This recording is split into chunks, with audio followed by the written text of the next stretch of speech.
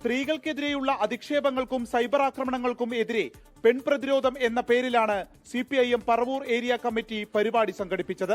Rini and George ആദ്യമായി CPIM വേദിയിൽ. റിനിയുടെ വെളിപ്പെടുത്തലിന് പിന്നാലെയാണ് പാലക്കാട് MLA രാഹുൽ മാങ്കൂട്ടത്തിനെതിരെ പാർട്ടി നടപടിയുണ്ടായത്. സ്ത്രീകൾക്ക് വേണ്ടി സംസാരിക്കാൻ രാഷ്ട്രീയമില്ലെന്ന് റിനി 24-നോട്. ഇപ്പോൾ പോലും ഞാൻ ഇവിടെ വന്ന് നിൽക്കുമ്പോൾ കുറച്ച് ഭയത്തോടു കൂടിയാണ് നിൽക്കുന്നത്.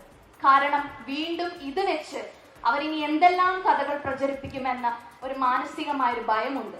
എന്നാൽ പോലും ഞാൻ ഇന്നിവിടെ വരാൻ തയ്യാറായതിന്റെ കാരണം എന്താണെന്ന് വെച്ചാൽ സ്ത്രീകൾക്ക് വേണ്ടി ഒരക്ഷരമെങ്കിലും സംസാരിക്കേണ്ടത് അങ്ങനെ ഒരു ദൗത്യം എനിക്ക് കൂടി ഉണ്ട് എന്ന് ഞാൻ കരുതിയത് കൊണ്ടാണ് ഇവിടേക്ക് വന്നത്. നമ്മള് ഇങ്ങനെ മറ്റൊരു പാർട്ടിയുമായി ചേർന്ന് നടത്തുന്ന ഒരു ഗൂഢാലോചനയാണെന്നുള്ള തലത്തിലേക്ക് വരും എന്നുള്ളൊരിതുണ്ട്.